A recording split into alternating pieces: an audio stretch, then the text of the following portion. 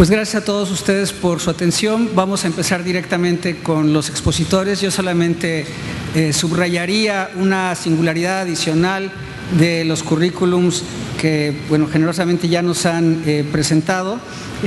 Yo quisiera agregar que Isaac Torres, en el periódico Crónica, es uno de los reporteros que diariamente publica información de ciencia. Quizá Crónica, junto con el periódico La Jornada, son los dos únicos periódicos que diario publican ciencia. La diferencia es que en Crónica son notas redactadas por los reporteros. La Jornada se apoya mucho en agencias. Y además, en el trabajo de Isaac, ha sido el periodo en el que se ha conseguido que las páginas de ciencia sean las páginas centrales del periódico.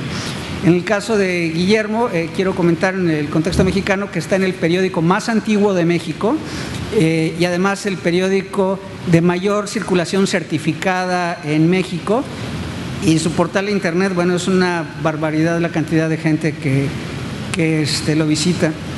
Y pues en el caso de Ana María, que acabamos de conocernos, pues desde luego la importancia que tiene que nos pueda comentar de algo que aquí en México no existe. La Red Argentina de Periodismo Científico, aunque digamos tenemos la red de divulgadores aquí en México, pero no hay una red propiamente de periodistas, o sea, de gente que trabaje en compañías periodísticas. Y bueno, pues si a Isaac y a Memo les parece, empezamos por las damas. Si estás de acuerdo, Ana María, y gracias a todos por su atención. Bueno, yo voy a hablar básicamente de tres encrucijadas y un punto de partida. Digamos, de tres aspectos que son críticos en este momento para el periodismo científico en la Argentina y en América Latina, pero por supuesto la experiencia de la que voy a hablar es fundamentalmente argentina. Y voy a partir de digamos, la buena noticia, ¿no? Que el periodismo científico en la Argentina y en general en América Latina está en un proceso de profesionalización,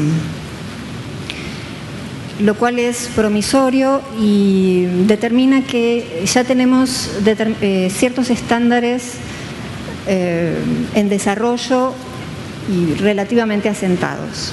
Esto es lo primero de lo que voy a hablar, y después de estos tres desafíos, estas tres encrucijadas. ¿De qué hablamos cuando hablamos de profesionalización? Hablamos de un proceso de especialización. La primera cita, que está en inglés, es: la profesionalización está conectada con el progreso del conocimiento.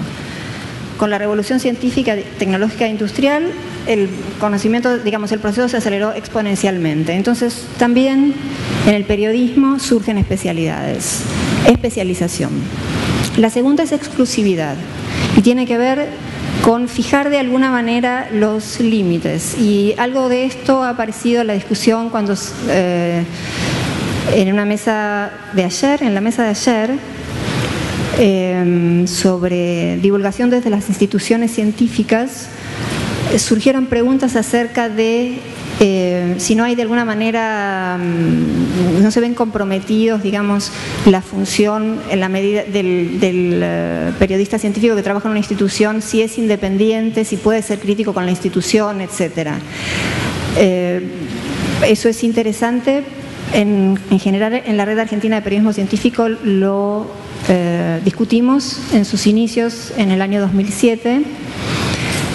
Y determinamos un criterio similar al que se usó tácitamente para convocar esta reunión: que periodistas científicos de medios de comunicación y periodistas científicos o divulgadores que trabajan en instituciones científicas, fundamentalmente sin fines de lucro, podían estar en la red. Hubo larga discusión, pero uno de los criterios, una de las razones fundamentales que se esgrimieron es la alta circulación profesional entre un ámbito y otro. Pero claramente se excluyó, como se excluyó de este seminario, a los comunicadores que trabajan para empresas privadas, es decir, instituciones con fines de lucro, o en empresas de comunicación que hacen comunicación para empresas privadas, ¿sí? Aquí hubo un criterio, y es el mismo criterio que usamos en la Red Argentina de Periodismo Científico, lo cual no quiere decir obviamente que periodistas de medios y divulgadores de instituciones científicas compartan el 100% sus objetivos, comparten algunos de sus objetivos y divergen en otros. Importantísimo para que cada uno cumpla su función adecuadamente, ¿no es cierto? Entonces, por ahí va la exclusividad, ¿no? Y el tema de la exclusividad es importante. La aspiración de que un grupo ocupacional, laboral, trata de tener ventajas exclusivas en la sociedad y preferencias de interpretación, es decir, decimos nosotros que es un buen periodista científico, cuando algo es una buena nota científica o un periodista se comportó profesionalmente o no, dentro de su campo de especialidad, ¿no? Y de su trabajo, de su field of knowledge and practice. Otro criterio de profesionalización es autonomía, ¿no? Tener dentro de la comunidad profesional una autoridad experta que permite que, digamos, sepamos quién es quién dentro de la especialidad. Cuando se critica a veces la cobertura de temas de ciencias, ¿qué se hace? Cuando ya hay un criterio de profesionalización más o menos avanzado, la discusión puede ser, bien, ese periodista o ese comunicador cubrió temas de ciencia, pero no es un periodista científico. Y finalmente el criterio de identidad, de pertenecer a una comunidad, ¿no? Desde una perspectiva desde una perspectiva sociológica de las organizaciones, la profesionalización se refiere al desarrollo de una conciencia colectiva de un tipo específico y una representación colectiva de los intereses y aprobación de las estrategias. Entonces estos criterios más o menos nos ponen en el lugar de qué es el proceso de profesionalización, que yo creo que en Argentina está en pleno desarrollo, con momentos importantes y por lo que he podido ver y lo que conocía de antes de lo que pasa en México y en otros países de América Latina, también está en pleno desarrollo ese proceso de profesionalización. Aspectos observados, identidad colectiva, es decir, reconocerse como periodista científico, lo cual no quiere decir que claramente en la Argentina este proceso comienza a mediados de los años 80, por la coincidencia de una serie de factores, instituciones científicas, diarios, revistas, becas que otorgaron universidades.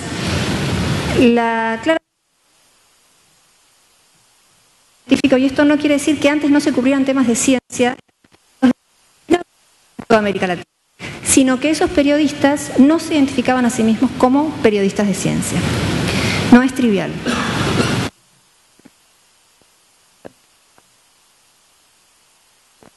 Secciones periodistas científicos, seguramente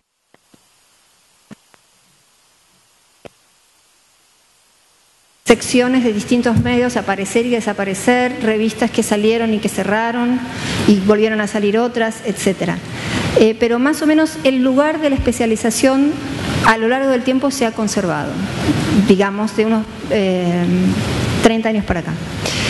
Una formación específica, yo recibí una formación en una institución científica que fue una de las promotoras importantes. Cuando hablo de instituciones de apoyo, en el siguiente punto tiene que ver con eso, que se comprometieron con esta tarea desde una perspectiva, si se quiere, promocional, con algunos de los argumentos que les escuchamos a los científicos en las mesas previas, sobre si recibimos financiación pública tenemos que justificar lo que hacemos y legitimar nuestro lugar, si no, en épocas de recortes no sabemos dónde vamos a estar. Con ese criterio, es una institución interesante, la ex Fundación Campomar, fundada por un premio Nobel de Ciencia de la Argentina. Argentina tiene 2 premios Nobel y medio de ciencia, porque uno se formó en Argentina, pero lo obtuvo trabajando en Gran Bretaña, ¿no? Después instituciones de apoyo, como les decía, Fundación Campomar, o de reconocimiento, cuando de pronto la Secretaría de Ciencia y Tecnología, que luego se convirtió en 2007 en Ministerio de Ciencia y Tecnología, empieza a ser un interlocutor que reconoce a los periodistas científicos profesionales y los distingue de los periodistas no especializados. asociaciones profesionales, y dentro de ellas o previamente a ellos o alrededor de ellas discusiones en torno, como las que hemos estado viendo en el seminario aquí, qué es un ejercicio profesional de calidad, qué es ético y qué no es ético, y eso ya va marcando la profesionalización de una comunidad, fijando, digamos, cuáles son las opiniones aceptables, no aceptables, los criterios que se esgrimen, que se explicitan, esas dudas que tenemos a veces cuando trabajamos solos, y darnos cuenta de que esas situaciones complejas a las que nos enfrentamos en realidad les han ocurrido a otros colegas y han tomado distintas decisiones frente a ellas, etc. Todo eso va creando un sentido de comunidad y va profesionalizando la actividad. Objetivos que pueden o no ser alcanzables. Cuando hablamos de profesionalización, el punto final de la profesionalización es crear incumbencias y matriculación. Piensen en la profesionalización de la medicina, en el mundo en general, o lo que puede ser la ingeniería. Tener incumbencias, tareas que solo puede hacer un profesional con determinada titulación y eventualmente matriculado. ¿Es alcanzable y o es deseable que esto ocurra en el periodismo y en particular en el periodismo científico? No lo sé, es una discusión abierta. Yo lo veo poco probable, por ejemplo, en el contexto de la discusión en la Argentina. Para ser periodistas no es necesario haber estudiado periodismo, y la verdad es que no necesariamente el que no estudia periodismo es peor periodista cuando uno va a ver el resultado de su trabajo a lo largo del tiempo. Ciertamente allí habría que ver criterios laxos, pero es una discusión. En todo caso, lo que estoy diciendo es apenas mi opinión. La cuestión de una agremiación, la cuestión de la agremiación, digamos, convertirse en un sindicato en términos de, por ejemplo, el trabajo gratis, que a veces tenemos esas invitaciones a escribir sin remuneración todavía hoy. Y la discusión de si es posible un código de ética, más adelante me voy a volver sobre esto, es complejo realmente. Los códigos de ética profesionales tienen la ventaja de que refuerzan la autonomía, la comunidad se autorregula, pero hay que consensuarlos. Y hay muchos actores que desde fuera de la comunidad que no tienen interés en que sean criterios muy rígidos de ética, ya los veremos. Bien. 3 encrucijadas. La tecnológica tiene que ver obviamente con Internet, la aceleración de los cambios y la velocidad en la que se incorporan los cambios. La mirada que tengo aquí es una mirada desde la ecología de los medios, que es una mirada maclujanista. La pregunta es si Internet es un medio nuevo, si es una plataforma para otros medios o si es un metamedio. No lo sabemos, eso se está determinando. Y como medio dominante que puede llegar a ser, ¿cuál es su metáfora, su epistemología en términos de cuál es el criterio de verdad que impone Internet? Y su metáfora es, hay un autor de Ecología de los Medios que es Neil Postman, que habla de que el medio dominante hasta ahora ha sido la televisión, cuya metáfora es la diversión. Todo es visto en televisión a través del filtro de la diversión. Hay estudios que muestran que la metáfora de Internet y de la interactividad y el multitasking, la metáfora podría ser la distracción. Entonces, todos textos cortos, y eso eventualmente conspira contra los desarrollos fundamentados que requiere el periodismo de ciencia. En términos periodísticos, la noción de contenidos es una noción que desdibuja todo lo que sabíamos sobre géneros, el género informativo, el género de opinión, etcétera. La cuestión de la medición de circulación, los hits, puede ser eventualmente muy complicado si nos manejamos con los mismos criterios que la televisión y el rating, por ejemplo, ¿no? Evidentemente va a haber una reconfiguración de las redacciones, una nueva justificación del rol del periodista en términos de la facilidad de poner contenidos en la red, lo que se llama el prosumer. Entonces el periodista cómo justifica su lugar profesional y que, como se ha discutido de alguna manera ya, dónde está el modelo de negocios tanto para los medios en papel como para los medios digitales y los medios mixtos, de alguna manera. Estamos en un momento de transición. Lo más importante a tener en cuenta, desde mi perspectiva en este momento, es que no estamos caminando sobre terreno fijo, sino que estamos nadando en el agua y que todo es muy fluido. Entonces, una vez que aceptamos esa situación de los cambios en los que vamos a estar durante algún tiempo más, ajustar nuestra cabeza a esa situación de transición. Es mucho más psicológicamente, más nos deja más libres para estar preparados para los cambios y no temer los cambios o esperar a que los cambios confluyan en un estado más o menos estacionario. A otra área de conocimiento, la ciencia, la producción científica tenía un modelo más o menos hasta los años 80 donde estaba más o menos bien separado la producción de conocimiento académico de los laboratorios industriales. Cada uno tenía su mandato. Y ahora estamos pasando en los laboratorios académicos, como se discutió esta mañana, desde la ética mertoniana, del etos científico, de la ciencia desinteresada, donde se comparte el conocimiento, se publica, ¿sí? Cuando esta mañana se discutía sobre publicar, o si se publica demasiado y después no se puede patentar, a un estado en el que estamos, el segundo, que es una mezcla, place, de la ética académica y la ética de los laboratorios. Como periodistas científicos no somos del todo conscientes de esa situación y es necesario tener más conciencia de eso. Se habla de un régimen de privatización globalizado. Esta cita está tomada de un manual de estudios sociales de la ciencia y la tecnología. Básicamente los que ponen las innovaciones en el mercado son las compañías transnacionales y los periodistas científicos no somos de todo conscientes de eso. Y estamos complicados también nosotros mismos por el conflicto de interés de este dinero privado, a través de viajes, de carpetas de prensa que nos acercan, de estrategias muy sutiles que dejo para otro momento profundizar.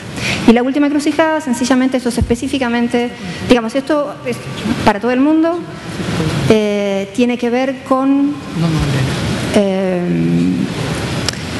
los grandes medios de comunicación que dominan a nivel nacional y a nivel global.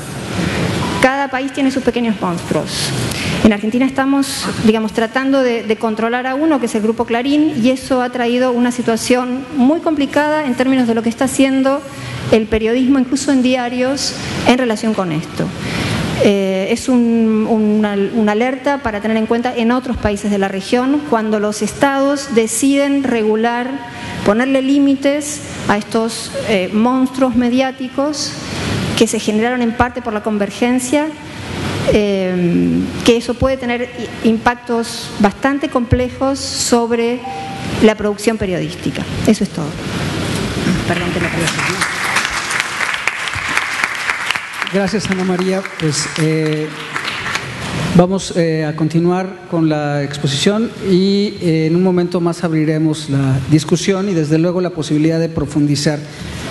Entonces continuamos con Isaac Torres Cruz, de la sección Academia del periódico Crónica.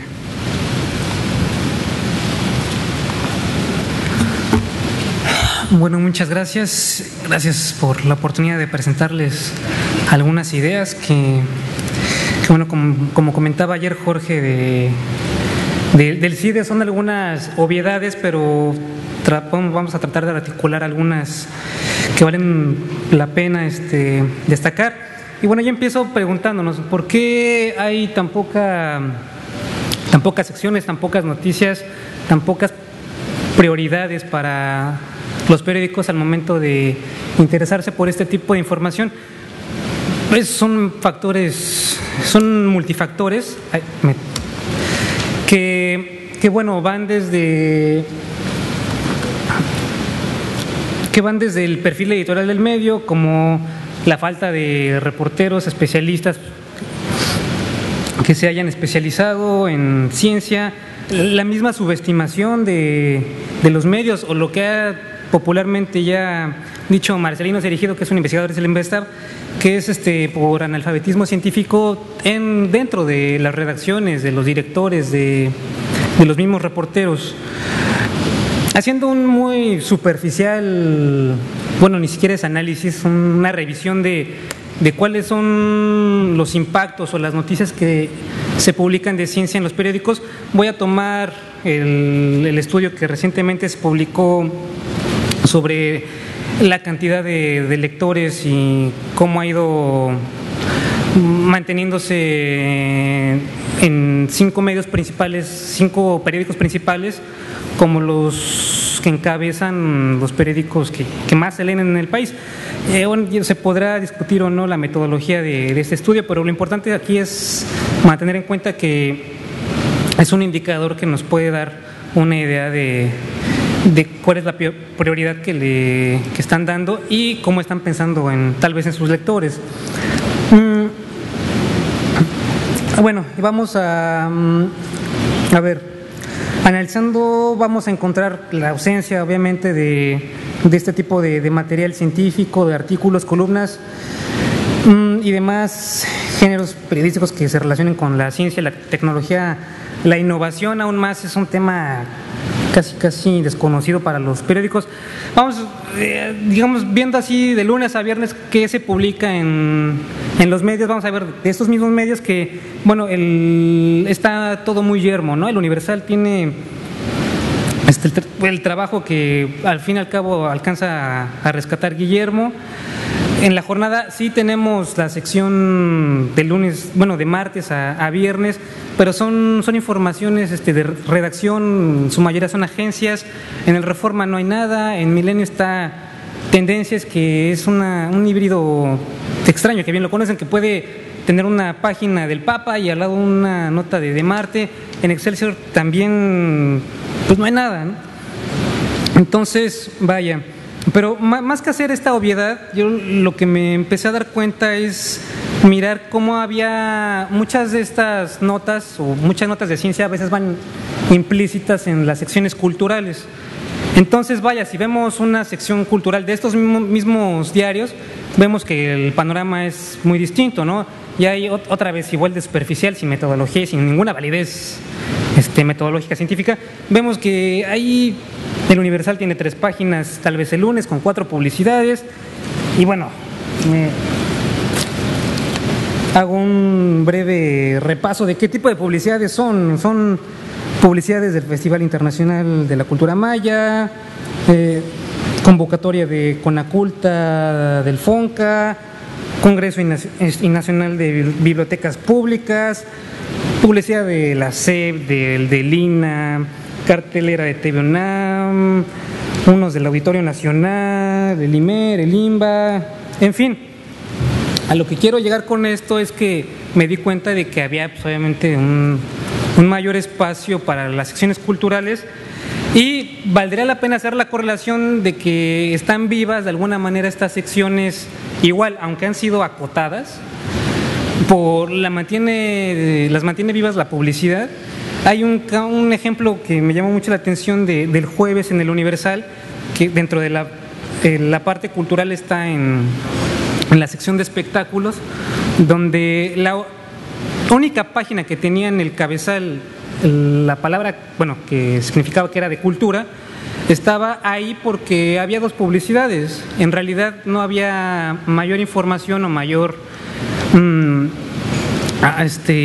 notas de cultura, nada más lo hicieron como para rellenar y decir, pues nos están pidiendo que metamos estas publicidades, pues no las podemos meter en espectáculos, ¿no? No es cuestión del medio, del periódico, sino de en dónde les piden la gente que está pagando, en dónde quiere esas publicidades. Se lo estoy diciendo también porque así pasa en mi diario, ¿no? Pero a eso ahondaré un poco más adelante. Y vaya, en realidad la mayoría de estas publicidades son publicidades o son anuncios gubernamentales de Conaculta, de la SEP, del INA. Entonces, bueno, antes de irme a esa parte,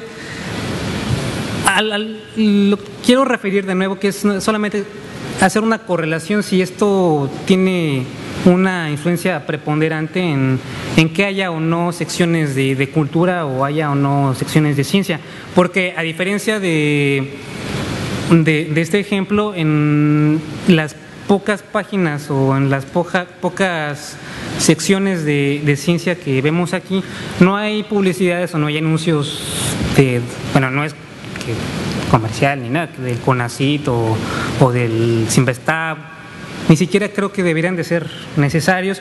Hace rato hablaba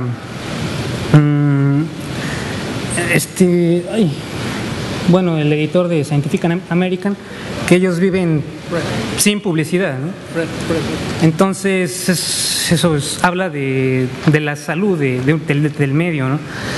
Bueno, ahora quisiera pasarme a otra parte, otras ideas de la profesionalización de los compañeros, de los reporteros que están cubriendo este tipo de temas.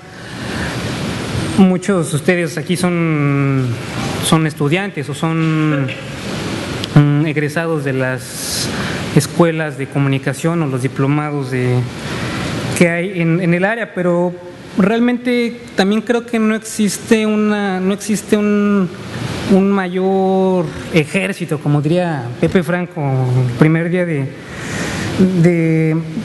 elemento humano, de recursos humanos, porque los mismos medios no los están exigiendo, ¿no? Es algo muy, muy simple. Entonces, también tiene que ver un poco hacia la exigencia o la necesidad que tengan los medios de hacerse de estos recursos, y bueno, ya nos contará tal vez Guillermo o alguien de ustedes en sus redacciones o en sus áreas de trabajo cómo es que se discuten o se priorizan o se ponderan algunos de los temas de ciencia.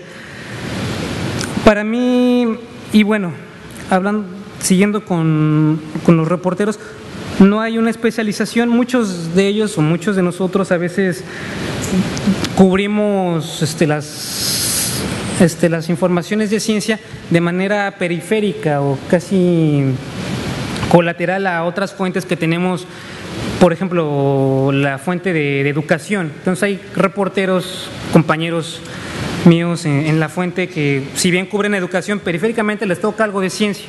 Y es como decía hace un momento Ana, que bueno, hay reporteros que cubren la fuente, bueno, reporteros de ciencia y reporteros científicos. Entonces, yo creo que esos compañeros no se van a especializar o no van a ver la parte científica de manera determinante en su labor periodística. También no les interesa demasiado porque no es parte de su labor integral. No sé cómo voy. Me voy a ir un poco más rápido y bueno, están las secciones de ciencia, pero lo que se ha comentado aquí ya mucho es, bueno, si no hay una sección de ciencia y tal vez no la vaya a ver en algunos medios o en algunos periódicos, pues cómo va a permear el tema científico, cómo van a absorber los medios a gente que se está preparando, a lo mejor como algunas personas de aquí, y es con este tema de la transversalidad y de los temas que se pueden abordar desde el punto de vista científico, como la reforma energética, la reforma hacendaria y cualquier tema coyuntural que debe en algún momento, aunque sean situaciones sociales, pasar por las ciencias, las humanidades, las ciencias sociales. Y bueno, ahora quería irme brevemente. Antimio, gracias. Es un poco lo que hacemos en Crónica, es un poco la ponderación que se hace de los temas científicos, ¿no? Hay un ejemplo que utilizo muy recurrentemente, es el bosón de Higgs, aunque haya mucha polémica en torno a si lo entendemos o no. El asunto es que pues es algo muy importante, ¿no? Entonces yo me recuerdo que ese día, a lo mejor en la Crónica no pudimos darle las 8 columnas,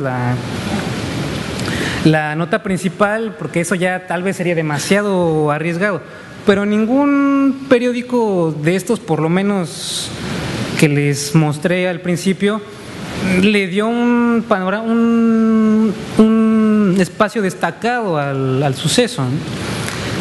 Bueno, a diferencia del País o del New York Times, que sin ningún problema fue su nota de 8 ese día, ¿no?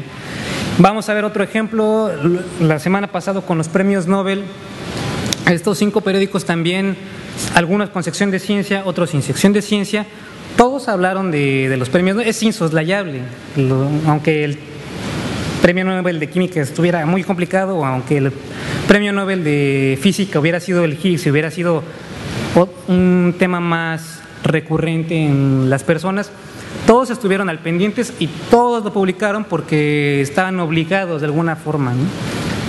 Entonces, en Crónica hay un ambiente, un ecosistema que se ha dado y que tiene que ver con el trabajo que ha hecho tal vez mi editor, el trabajo que he hecho yo y los reporteros, pero también nuestros jefes, por lo menos un par de ellos en la mesa de edición, digamos que tienen esa conciencia sobre la ciencia sin ser especialistas y sin ser apasionados del tema, porque saben que es un tema que hay que ponderar, porque entienden que es de interés social, de interés nacional y de interés general. Entonces eso ayuda mucho, ¿no? Pero también ayuda a que el dueño esté interesado en esos temas, y es el caso también del periódico.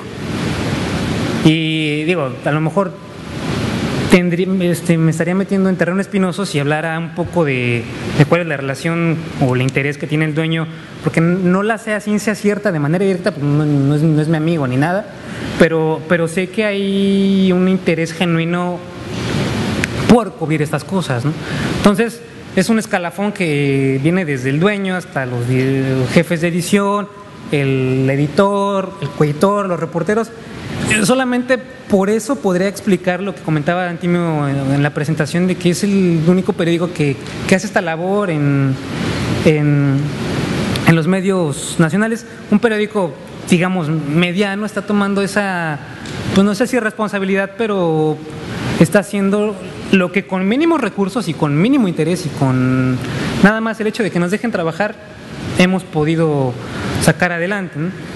Y obviamente pues no podemos hacerlo solos, hemos tenido algunas colaboraciones y hemos trabajado en conjunto con los centros CONACYT, quienes amablemente con el CADI nos proporcionan artículos de los investigadores.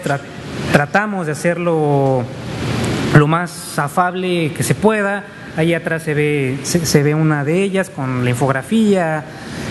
Hace rato el doctor, ya se me fue su nombre, el de CIMAP, habló de la participación que tiene como premio nacional y el trabajo que tienen, pues no obligado, pero el que tengan el interés de publicar en Crónica a través del Consejo Consultivo de Ciencias, ¿no? Entonces aquí hay un ejemplo de un texto del doctor Larque que estuvo hace rato aquí en la mañana, y otras cosas que hemos hecho a lo mejor con la Academia Mexicana de Ciencias, y vamos tratando de diversificar un poco estas alianzas, ¿no? Hemos hecho cosas con Universia, con rectores, y vaya,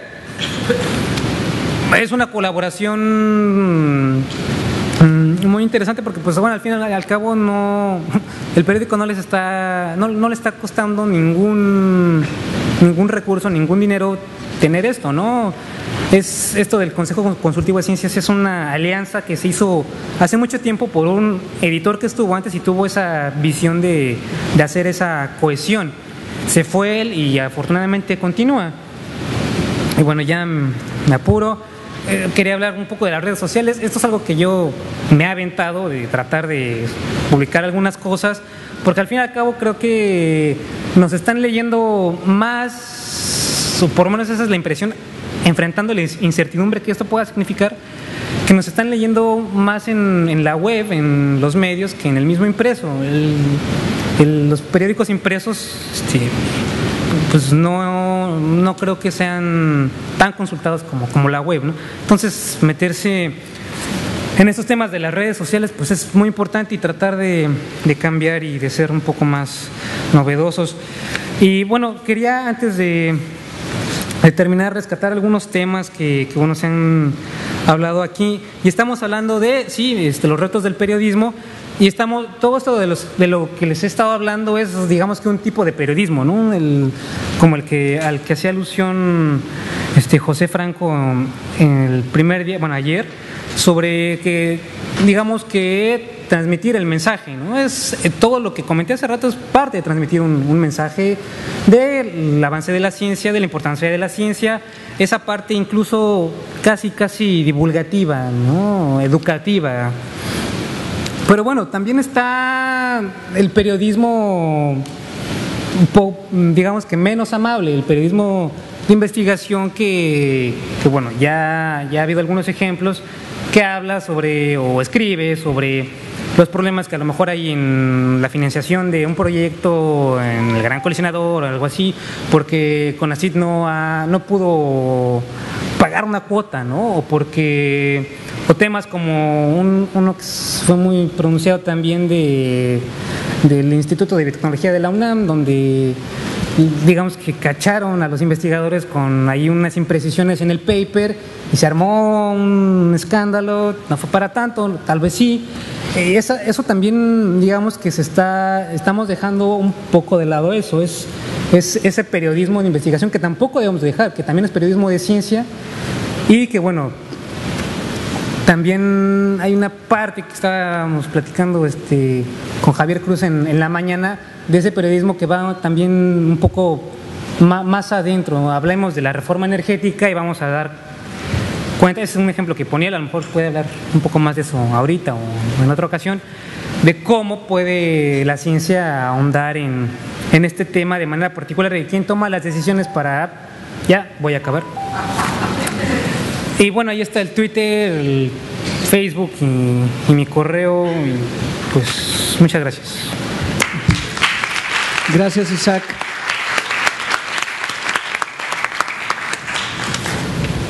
Hay varios puntos que creo que son interesantes de subrayar en cada una de las exposiciones que hemos tenido, pero creo que vamos a avanzar con la siguiente de Guillermo Cárdenas, del Universal, y al final hacemos una ronda de preguntas y respuestas, y desde luego les pediría a ellos si necesitan enfatizar algo que por la economía del tiempo no hayamos podido. Por favor, Guillermo. De la neurotransmisión y etcétera, cuando uno de los médicos comenta: oye, ¿no te quieres ir a echar mejor un cafecito? Porque ¿le estás entendiendo de verdad? Yo no le entiendo, y mejor se salió a tomar un café. Entonces, bueno, eso valga como anécdota. Quiero también referirme a que esta presentación es un tanto anecdótica. Creo que ya se ha discutido suficientemente sobre la tensión entre el periodismo y los periodistas, mejor dicho, por un lado, y por el otro los investigadores. Y bueno, me parece que se ha centrado mucho el eje de la discusión en algunas de las sesiones en abrir ráfagas de fuego contra la otra trinchera, y me parece que más bien deberíamos de intentar sumar experiencias, ¿no? Y ver cómo podemos coordinarnos, y justamente esa va a ser la parte final de mi ponencia, donde yo propongo que pues el periodismo de ciencia se convierta en algo así como una interfase, ¿no? Bien, pues para no hacerlo más demorado, quisiera preguntarles, antes de dar paso al tema que voy a tratar, si a cualquiera de ustedes le ofrecen el último modelo de teléfono celular o el auto más maravilloso, ¿qué sería lo primero que harían? Pues ponerlo a prueba, ¿no? Bien, pues en México hay un caso que me parece que ha ocupado muy pocos espacios, ya no digamos dentro de los medios o de los espacios regulares que se dan a la información, sino dentro del periodismo de ciencia. Y justamente pues eso es de lo que les voy a hablar. Ya se ha abordado de manera un poco más profusa en últimas fechas, puesto que es un tema que ya trascendió la esfera del periodismo de ciencia. Pero les quiero contar entonces cómo, en mi caso particular, vendí esta información y cómo logramos, pues con mucha perseverancia y con mucha labor de convencimiento hacia los editores y en mi caso con el director del periódico, que es con quien tengo juntas semanales de evaluación, cómo logramos convencerlos de que este es un tema valioso y que por supuesto está en la frontera entre la ciencia y la tecnología en este caso. Bien. Este detector molecular, y voy a hacer aquí un poco de énfasis sobre todo para los colegas que vienen de otros países, pues se ha venido utilizando en México por las Fuerzas Armadas, Procuraduría General de la República, el Ejército, aproximadamente desde 2007, ¿no? Ahí tenemos algunos datos de que la compañía que lo ha distribuido en México es fabricado por una compañía inglesa, Global Technical Ltd. Y bueno, ahí hay algunos datos de contexto porque recientemente se juzgó en una corte del Reino Unido a el cerebro detrás de este enorme fraude pseudocientífico. Bien, en el caso de Estados Unidos, James Randi, este famosísimo mago que se ha dedicado a desmontar los mitos y los engaños de los vendedores de objetos maravillosos. Ustedes recordarán el caso de Uri Geller, por ejemplo, que se decía doblar cucharas con la mente y cosas de este tipo. Él se ha dedicado justamente a desmontar todos esos engaños. Incluso tuvo en algún momento el ofrecimiento de $1 millón a quien lograra demostrar de manera sistemática y sujeta a evaluación un fenómeno paranormal, se le iba a dar ese premio. Entonces, él fue de los primeros investigadores escépticos en advertir de los peligros de este detector molecular en Estados Unidos. ¿Cuál fue la respuesta? Bien, pues de inmediato las áreas responsables de seguridad de nuestro país vecino hicieron un análisis y pues parece ser que el asunto terminó pronto. Se prohibió por razones de seguridad, ¿no?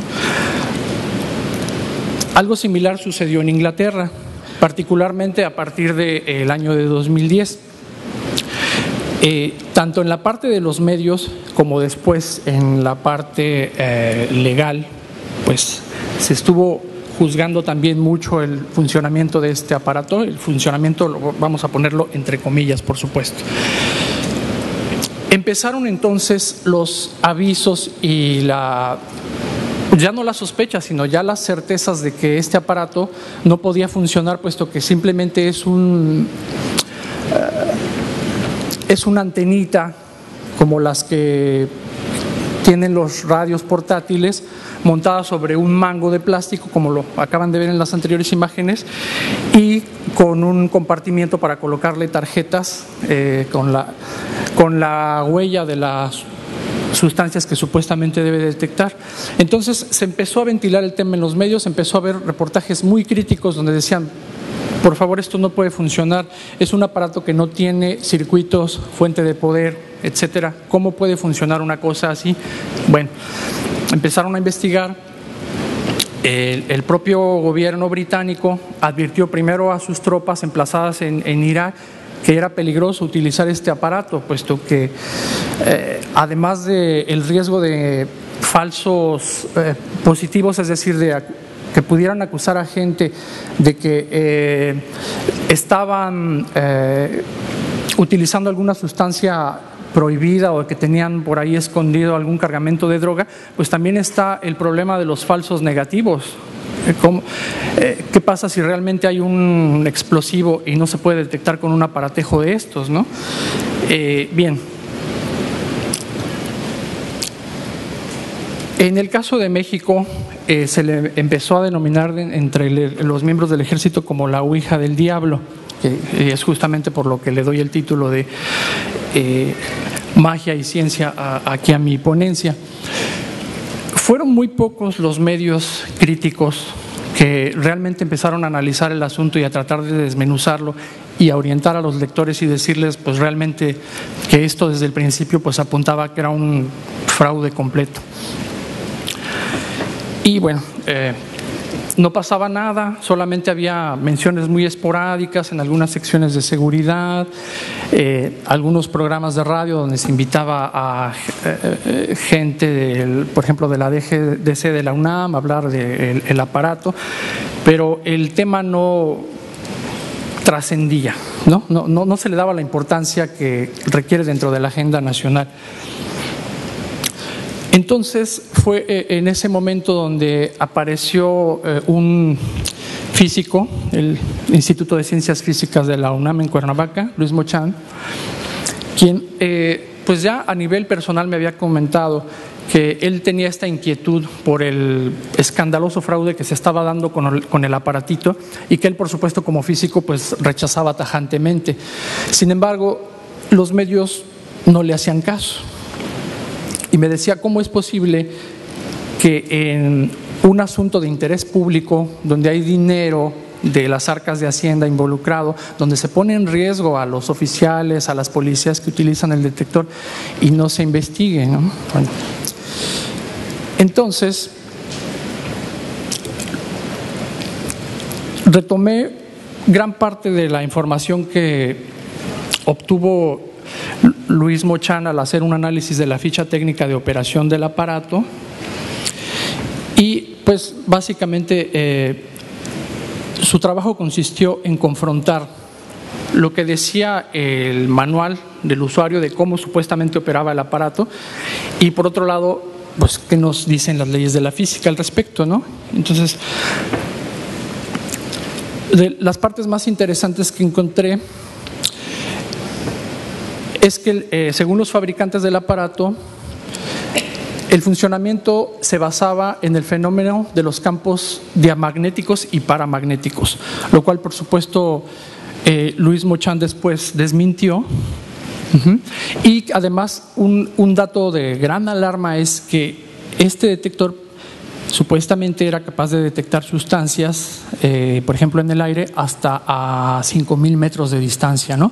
Y sustancias del orden de nanogramos, lo cual de entrada pues suena mágico, ¿no?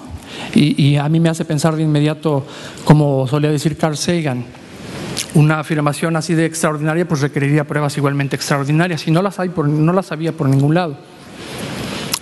Bien, entonces aquí resumo lo que encontró entonces Luis después de haber hecho el análisis, pues era que los conceptos de entrada teóricamente pues eran completamente erróneos, ¿no? No existen los campos diamagnéticos y paramagnéticos, sino sustancias que después adquieren esa característica.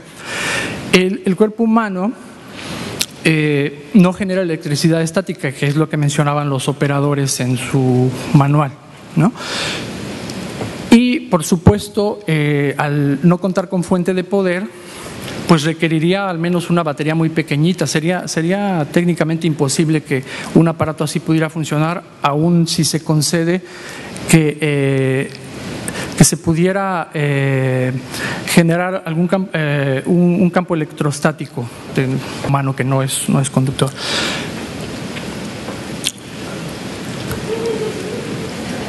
Bien, pues aquí también trato de resumirlo porque voy ya sobre el tiempo. Otra vez se echa de ver inmediatamente la enorme contradicción de querer detectar cantidades infinitamente pequeñas, valga la expresión, a una gran distancia, ¿no? Entonces, esto para poder explicarlo, por ejemplo, a un público que no está familiarizado con la ciencia, pues tendría que hacerse con metáforas, como mencionaba, por ejemplo, Pam Belloc en su conferencia de esta mañana. ¿Cómo podemos decirle esto a los editores y al público? Bueno, pues a mí se me ocurrió que sería como tratar de encontrar una pequeña perturbación en las aguas marinas sin que hicieran ruido las olas, por ejemplo, ¿no? Así de contradictorio es el supuesto funcionamiento del aparato según los fabricantes. Y bueno, una parte también muy importante de este trabajo fue vender la nota, como se dice en el argot periodístico, cómo convencemos a los editores de que este tema es valioso y de que por lo menos si no merece una primera plana, pues sí ameritaría un análisis pues muy riguroso, ¿no? Se hablaba esta mañana también de la importancia de la coyuntura. Me parece que no debe ser el único criterio que guíe al periodismo de ciencia, pero por supuesto es importante y no hay que descartarlo. Entonces confluyeron una serie de elementos que de alguna manera pues empujaron a este tema, ¿no? Se dieron ahí, además de una solicitud firmada por la Academia Mexicana de Ciencias para que se analizara el aparato, pues una recomendación de la Comisión Nacional de Derechos Humanos aquí en México para que se evitaran los cateos ilegales, ¿no? Entonces, digamos, estos temas que estaban en la periferia del periodismo de ciencia, pues ayudaron, ¿no? Y era el momento oportuno también de relanzar el tema.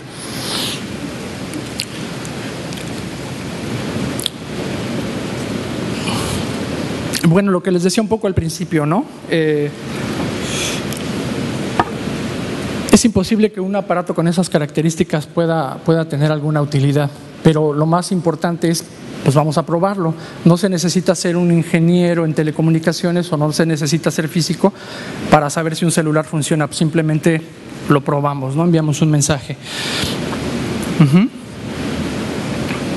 Y pues esto se podría ver inmediatamente cuando ustedes abren cualquier aparato electrónico, pues tiene una serie de microcomponentes, circuitos, cosas de las que carecía el detector molecular, ¿no?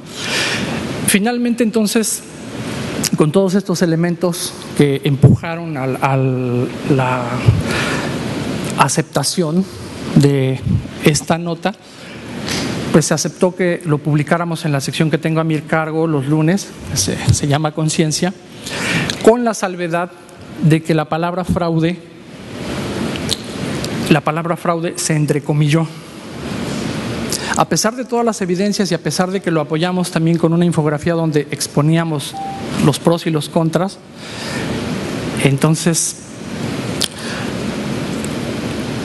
finalmente se dio la publicación del artículo y esto también a su vez empujó en la parte de la ciencia a que el investigador realizara ya una prueba, para lo cual la Academia Mexicana de Ciencias facilitó un viejo galerón. Se hicieron pruebas como se le podrían hacer a cualquier medicamento milagro para demostrar su eficacia, o si en este caso que no la había.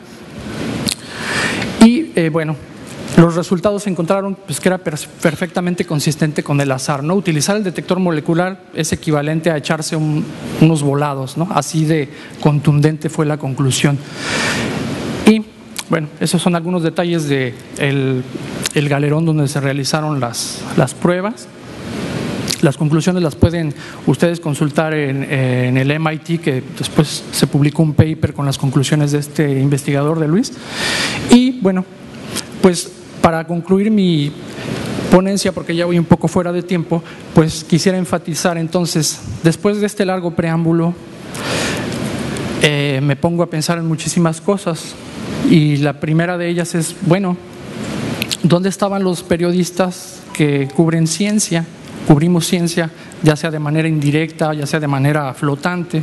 Creo que esa es una de las explicaciones de por qué este tipo de información no permea a otros ámbitos, a las estructuras de poder. Y bueno, me parece que después de que se publicó el artículo en el Universal, otros medios ya empezaron a retomarlo un poco más tímidamente. Fue creciendo un poquito más la bola de nieve, se sumaron otros sectores, el Senado de la República, el gobierno. Entonces, me parece que fue un punto de inflexión muy importante, no tanto por el trabajo personal que se haya hecho, sino porque se supo aprovechar tanto la coyuntura como el análisis que en este caso realizó el físico, ¿no? Bueno, ya no me voy a detener en estos aspectos. Concluyo entonces con lo que comentaba al principio. En este caso, pues por supuesto, tampoco me fié por completo de lo que me decía el físico Luis Mochán. Tratamos de consultar otras fuentes, qué pasaba en Estados Unidos, qué pasaba en otros países. Y la respuesta que hallé fue, pues es que Esto es indudable, ¿no? Aquí se le tiene que dar la voz y el peso suficiente a quien ya hizo todo un estudio muy serio, y creo que ese es gran parte del papel que debería tener el periodismo de ciencia, ¿no? No decir, yo como reportero tengo que aprender lo máximo de todas las áreas de investigación en donde me estoy metiendo, sino tratar de ser la interfase, ¿no? El puente entre esos dos mundos que aparentemente están tan separados, ¿no? Pues muchas gracias. Gracias, Guillermo. Muchas gracias, pues tenemos